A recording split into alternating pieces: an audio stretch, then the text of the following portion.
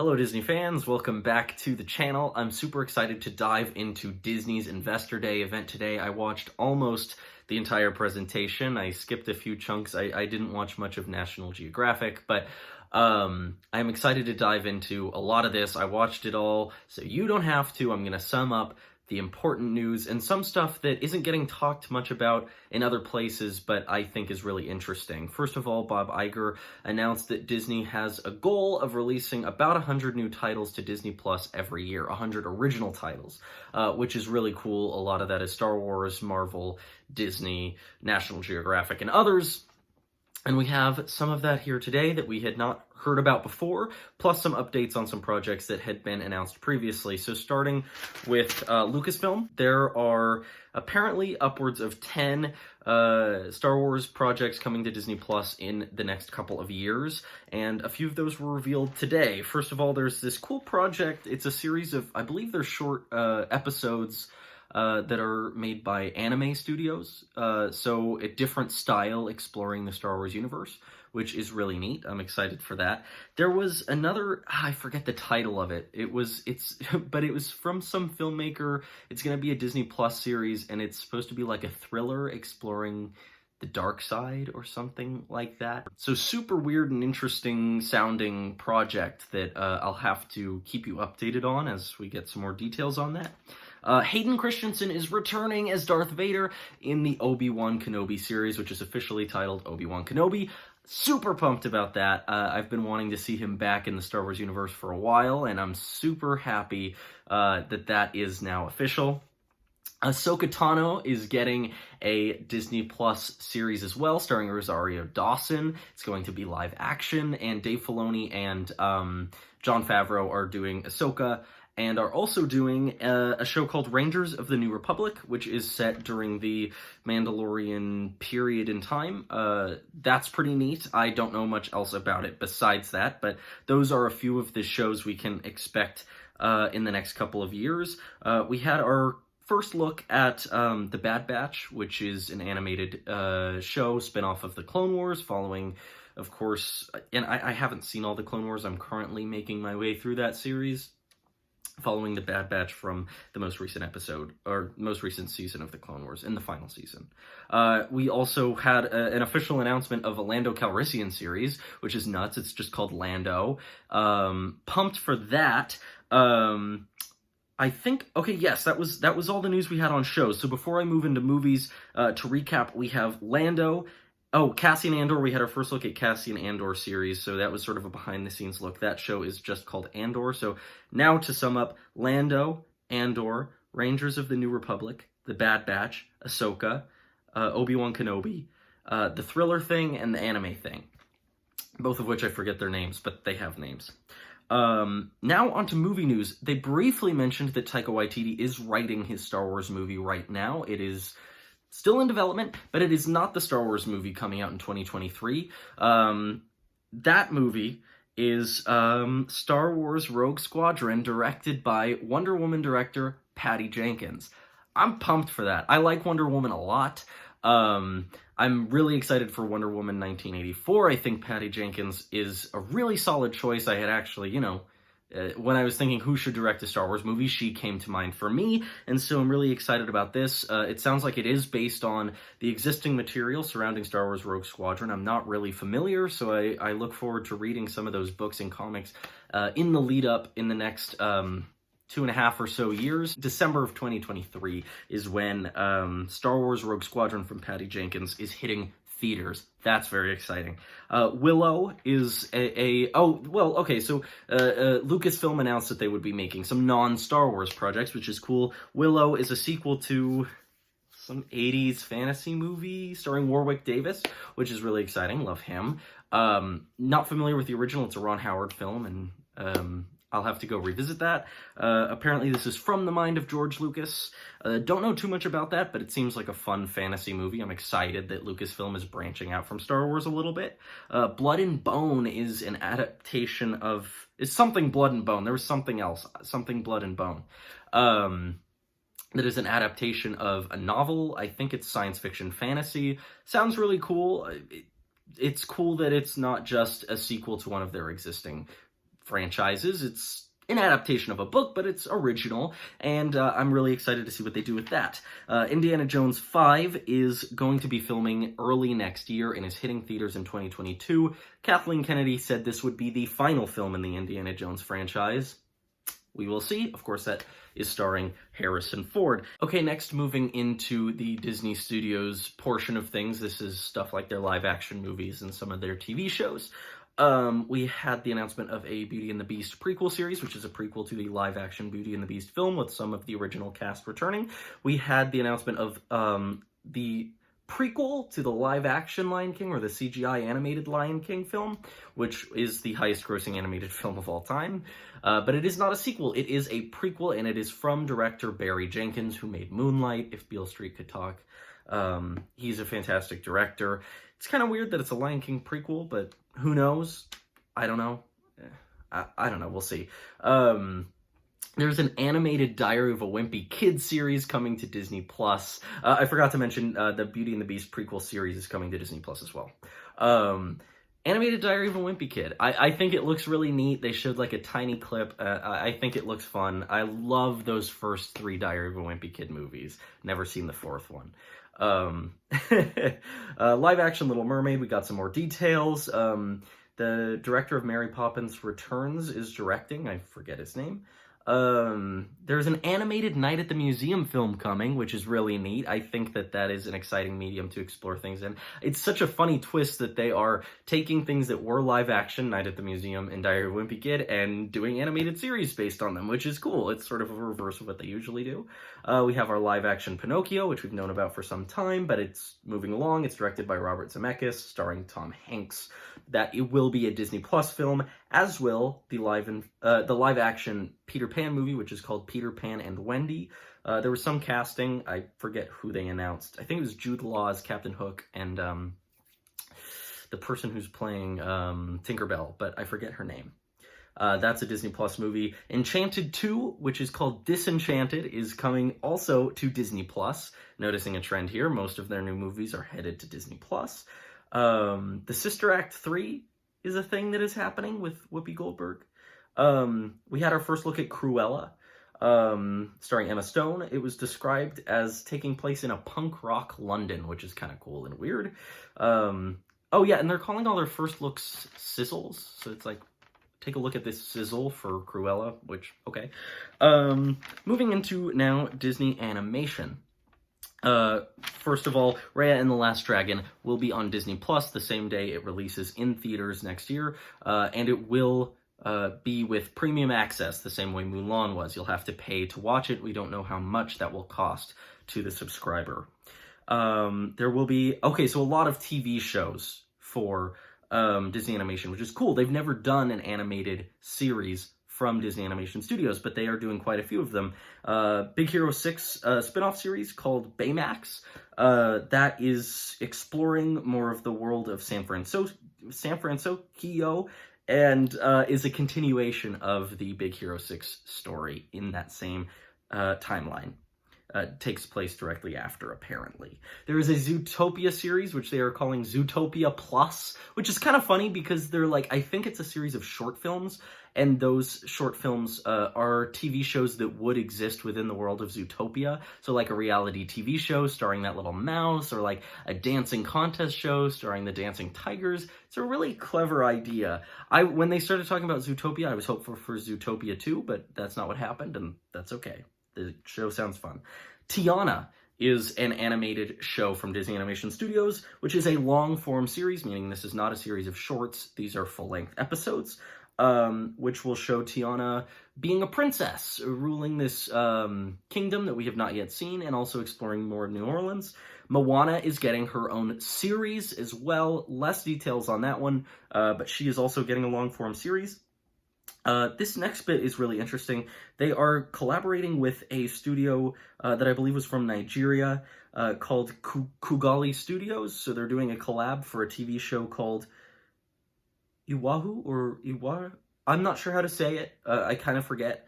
But it looked really neat. It's like a sci-fi show set in Nigeria. It looked really cool, and it's really cool that they're branching out and collaborating with some of these other smaller studios from around the world, and getting those voices heard to a much larger audience, and giving them some good resources to make some cool projects.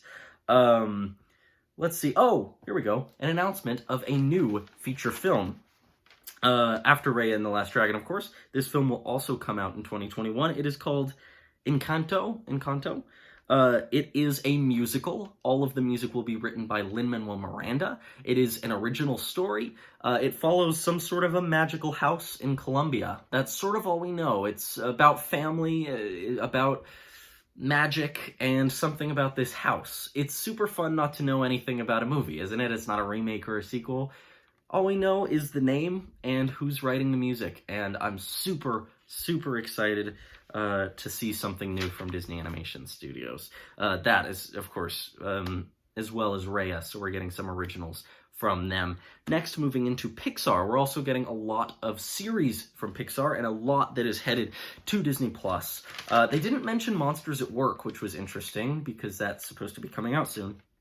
They announced Pixar Popcorn Shorts, which are just short films following beloved characters, which includes... Oh, no, that does not include... I think that's separate from this next thing I'm going to talk about. There were 3 new series of short films. Doug Days, which follows Doug from Up, and a Cars, Lightning McQueen and Mater road trip type of... I don't know if it's I think it's a series of shorts. Sort of unclear on that, but we're getting some more from Up and from Cars, and there's a third one, and I missed what that third one was. This one I'm super excited for. Maybe, well, okay, one of the things I'm most excited for Pixar, because we got some big announcements from them. And a long-form animated series called Win or Lose, which follows a middle school softball team. I don't know anything else about it, and that's so exciting.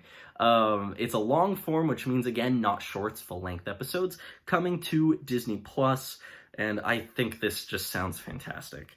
We got some more details on Luca. They talked more about the story, and we got our first look at a trailer, and it's more stylized than some of Pixar's recent films. I think the style looks absolutely gorgeous.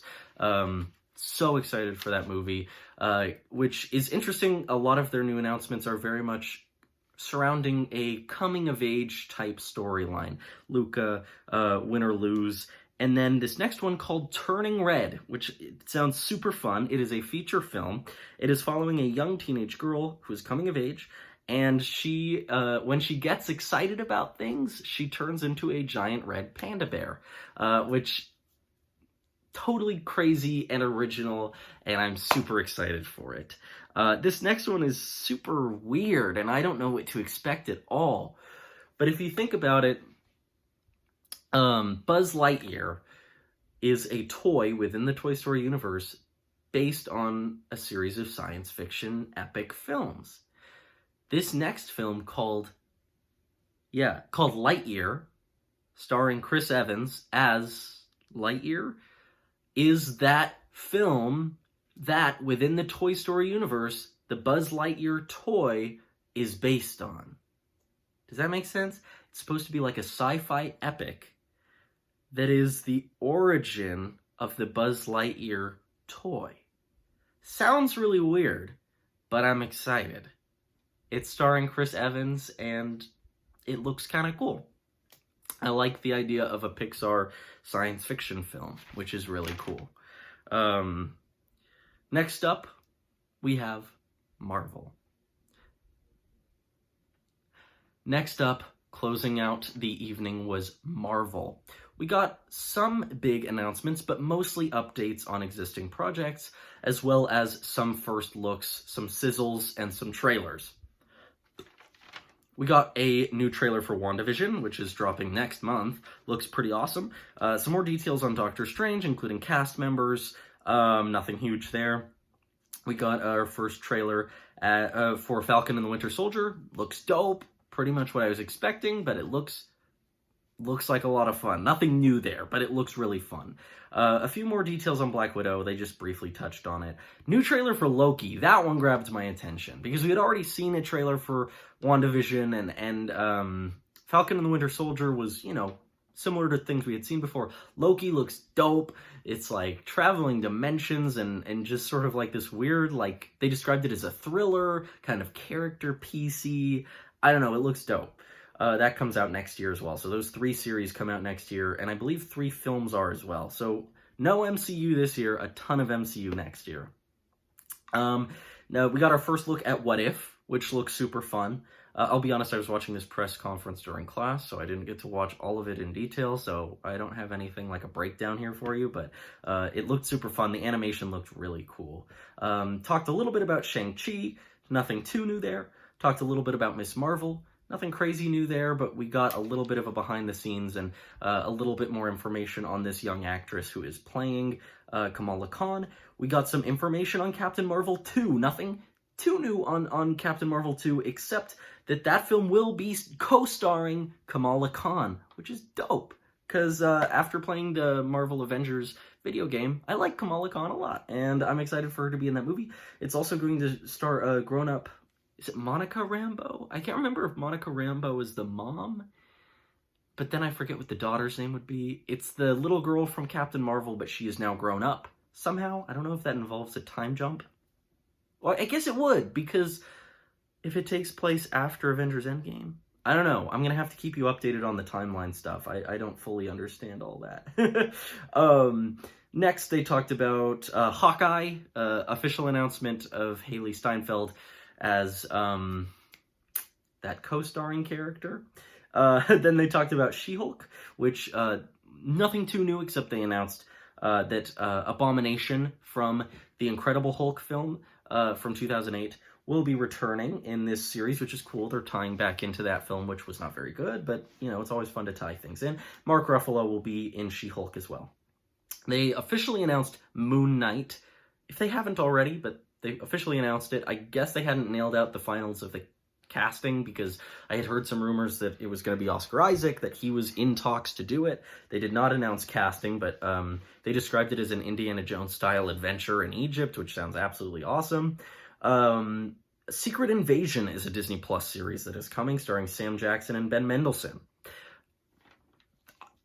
They're doing Secret Invasion on Disney Plus. Cool. Don't know too much else about it. Ironheart will be a Disney Plus series, and they have cast Ironheart. She will be played by Dominique Thorne. I am not familiar with that person, and I'm also not too familiar with Ironheart. I know who she is, but so that's exciting. Some more Disney Plus stuff. Armor Wars, starring Don Cheadle, is also coming to Disney Plus.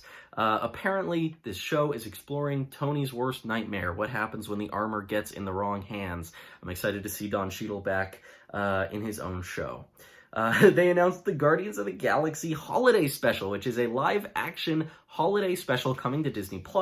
They're going to be filming that at the same time they film Guardians of the Galaxy Volume 3, and that holiday special will be written and directed by James Gunn. I Am Groot is a series of animated shorts coming to Disney+, starring Baby Groot. Thor 4 is, of course, we just got some more details. They officially announced Christian Bale would be the villain in that film, playing Gore the God Butcher. I'm not familiar with that character. I'm sure many of you are. So that is our first official confirmation of Gore the God Butcher. Peyton Reed is officially working on the 3rd Ant-Man movie, which will be titled Ant-Man and the Wasp: Quantumania, which is fun. I'm excited for that. I love the Ant-Man movies. So cool. Here's the big one. This got me pumped. Fantastic Four! Let's go! Nothing for X-Men, but we do have the Fantastic freaking Four coming to the MCU. That will be from director John Watts, who directed the MCU's Spider-Man films, all 3 of those. So excited for that. No casting news, but Fantastic Four is coming to the MCU, and I am very, very, very excited for that. One last thing that they mentioned: they will not be recasting the role of T'Challa in honor of Chadwick Boseman, but they will be carrying forward with Black Black Panther 2, to honor his legacy and continue the world that he helped build. They had, you know, they talked briefly about Chadwick Boseman, but it was a nice nod to him to confirm that he will not be recast in the MCU, because it's the right move. No CGI Chadwick Boseman, no recasting T'Challa, which is good. And then, of course, they mentioned that Black Panther 2 would be filming next year. So, that's everything. It's a lot. It's a lot. They are making so much stuff. I think the takeaway is that Disney Plus is their focus. That is their moneymaker. They have, I think it's 86 million subscribers. I mean, Disney Plus is the future of Disney, which is fine by me. I love Disney Plus, but very few mentions of theatrical releases on this list, which is really interesting. But I'm very excited about this stuff. My biggest takeaways are Fantastic Four, Patty Jenkins' Star Wars movie, and what was it called? Encanto from Disney Animation Studios. And then the one that got my attention from Pixar the most was probably Win or Lose, their series, which I was not expecting a series to be what grabbed my attention from Pixar.